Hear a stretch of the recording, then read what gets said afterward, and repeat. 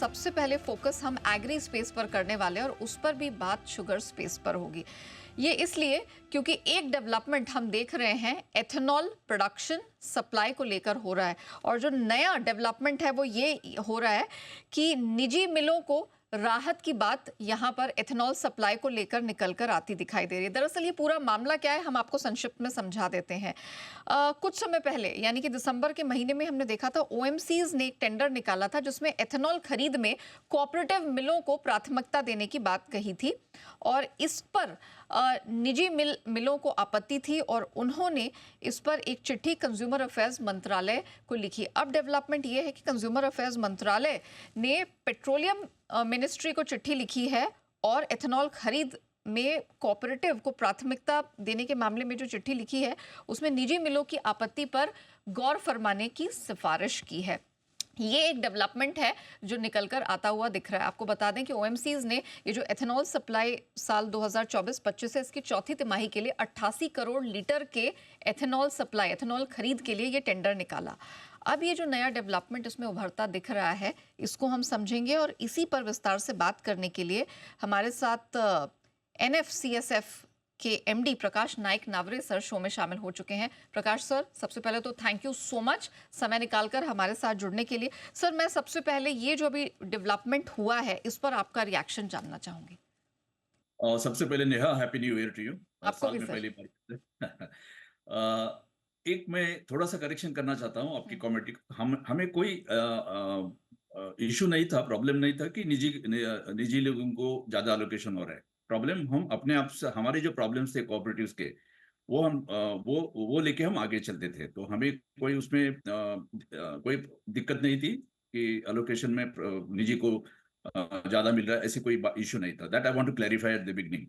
Correct you. मैं cooperative store की दिक्कत की बात नहीं कर रही हूँ, ये तो निजी मिलों को ही दिक्कत थी जो उन्होंने अपनी रिप्रेजेंटेशन रखी थी। तो अब जो कंज्यूमर अफेयर्स मंत्रालय इसकी सिफारिश करते हुए पेट्रोलियम मिनिस्ट्री को चिट्ठी लिख रहा है, इस पर मैं आपका रिएक्शन जानना चाहूंगी। ठीक है, एब्सोल्युटली राइट। मैं उसी पे आ रहा हूँ। ओके।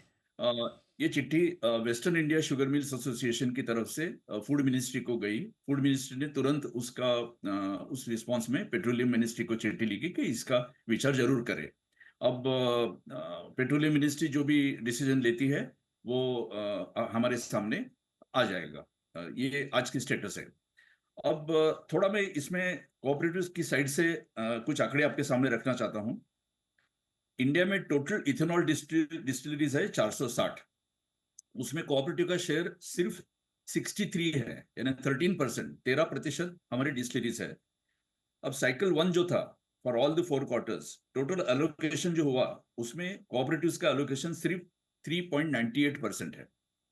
एलोकेशन उसमें से शुगर केन और ग्रेन ये दो है ना, तो शुगर केन से जो एलोकेशन हुआ उसमें भी कोऑपरेटिव्स का शेयर सिर्फ 10% है।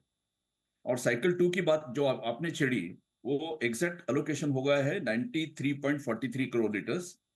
उसमें कोऑपरेटिव्स को एलोकेशन सिर्फ 2 करोड़ का हुआ है, जो परसेंटेज में आता है 2.17। और शुगर केन से जो सप्लाई होने वाला है, जो एलोकेशन हुआ है 25 करोड़ का, उसमें कोऑपरेटिव्स का सिर्फ 2 करोड़ से, जो 7% है। हाँ। तो कुल मिला के टोटल एलोकेशन जो 930 करोड़ लीटर्स की हुई है, उसमें कोऑपरेटिव्स का शेयर, ये ड्रॉप इन द ओशन है नेहा। हाँ। ये 35 crore, that is just about 3.7%। अच्छा। और इसमें ये इसकी वजह ये है हाँ। कि राइट जब से ये इथेनॉल की स्कीम आई है, या नेशनल बायोफ्यूल पॉलिसी 2018 से लेके अगर सारे हमने एक बार देख लिया, तो cooperatives have always faced n number of problems to start with. एक तो फाइनेंस के इश्यूज थे, हमारे बैलेंस शीट अनहेल्दी थी, तो हमें कोई कर्जा नहीं मिल रहा था। उसके लिए फिर ट्राइपार्टाइट एग्रीमेंट वो सब हो गया, फिर एसरो अकाउंट की बात निकली, इसमें काफी समय निकल गया। तो देखते देखते कोऑपरेटिव्स जगह पे ही रहेगी और निजी क्षेत्र के काफी बड़े पैमाने पे कैपेसिटी क्रिएट हो गई।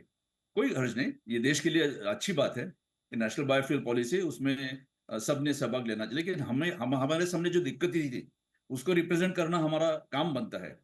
और फॉर्चुनेटली हमें कॉर्पोरेशन मिनिस्ट्री इसमें साथ में मिल गई, क्योंकि फर्स्ट टाइम इंडिया की हिस्ट्री में कॉर्पोरेशन मिनिस्ट्री हो गई।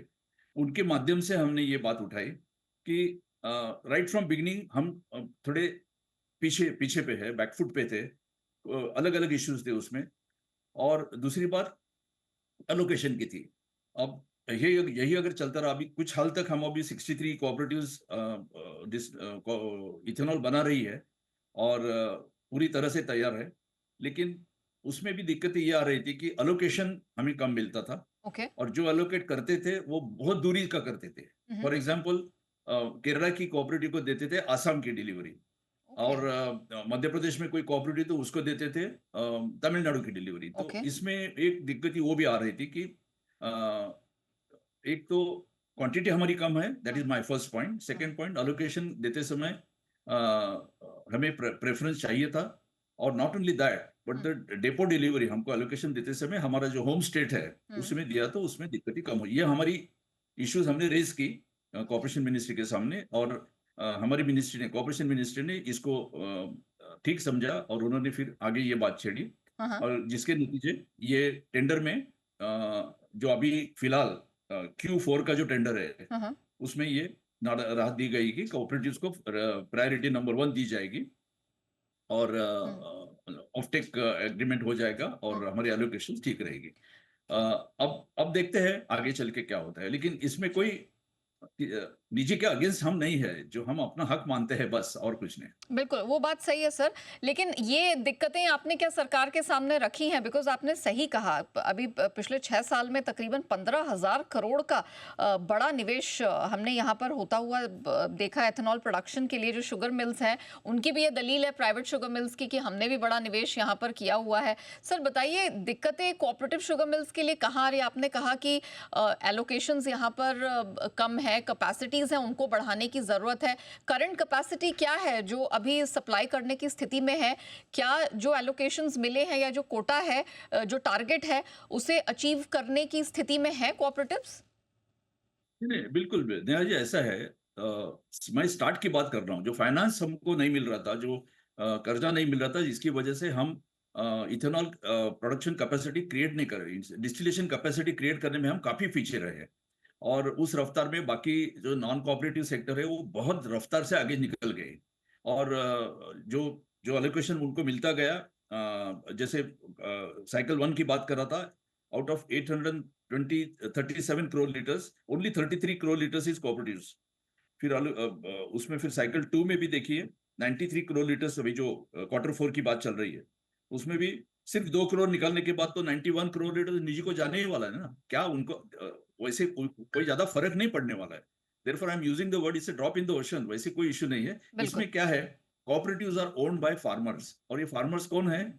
सीमांतिक फार्मर है, 1 या 2 हेक्टेयर वाले जी। जो इंडिविजुअल फार्मर्स है उनकी शुगर मिल है। हुँ। तो इस तरीके से हम फार्मर को मदद करना चाहते हैं, जो गवर्नमेंट ऑफ इंडिया की प्रायोरिटी है। हुँ। कोऑपरेटिव के माध्यम से फार्मर को 2 पैसे ज्यादा मिले, या सही सही समय पे पेमेंट हो जाए, ये इसके मद्देनजर नजर रखते हुए प्रो कोऑपरेटिव, प्रो फार्मेटिक, I will not say pro cooperative, pro farmer centric decisions government की लेने की हमेशा ख्वाहिश रहती है, जी। और उसी के मुताबिक ये डिसीजन हुआ है। ऑलराइट।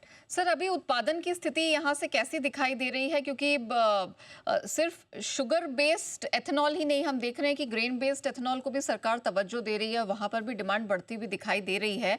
तो यहाँ पर उत्पादन की स्थिति कैसी है और क्या किसी प्रकार का कंपटीशन यहाँ से बनता हुआ दिखाई दे रहा है ग्रेन बेस्ड एथेनॉल से? ये देखो, कंपटीशन की बात नहीं है। मैं एक थोड़ा सा लार्जर पिक्चर आपको देता हूँ। कुल मिला के हमें 20% ईबीपी करने के लिए 1700 करोड़ लीटर्स की रिक्वायरमेंट है इथेनॉल की, चाहे वो शुगर से आ जाए या ग्रेन से आ जाए। अब 1700 करोड़ लीटर बनाने के लिए करीबन कैपेसिटी बन चुकी है। कुल मिला के मैं अभी ओवरऑल पिक्चर दे रहा हूँ, नॉट ओनली कोऑपरेटिव्स। और उसमें जबकि शुगर इंडस्ट्री से इथेनॉल सप्लाई में मोलासिस बेस्ड था, तो molasses, C molasses, BMA molasses, sugarcane juice and syrup, ये 4 चीजों फीड स्टॉक से हम शुगर इंडस्ट्री से सप्लाई करते हैं।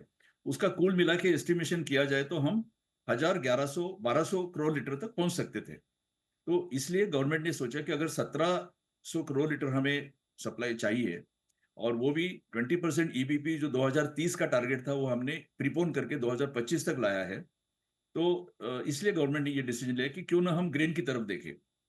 और उसमें कोई हर्ज नहीं। ग्रेन हमारे पास स्पेशली एफसीआई के पास जो राइस पड़ा था ज़्यादा, फिर डैमेज फूड ग्रेन थे, और मक्के की बात अभी हो रही है कि मक्का एक सीज़न में 3 बार लिया जा सकता है, जिसको पानी कम लगता है, और उससे मक्के मक्के से भी लिटर ये बन सकती है इथेनॉल। तो उनका साथ लेके शुगर इंडस्ट्री और ग्रेन इंडस्ट्री साथ-साथ चल के ये 1700 करोड़ लीटर तक पहुँचने की कोशिश चल रही है। उसमें मुझे नहीं लगता कोई कॉम्पिटिशन है। Alright, Prakash sir, thank you so much हमारे साथ जुड़ने के लिए और अपनी बहुमूल्य राय इस मुद्दे पर रखने के लिए।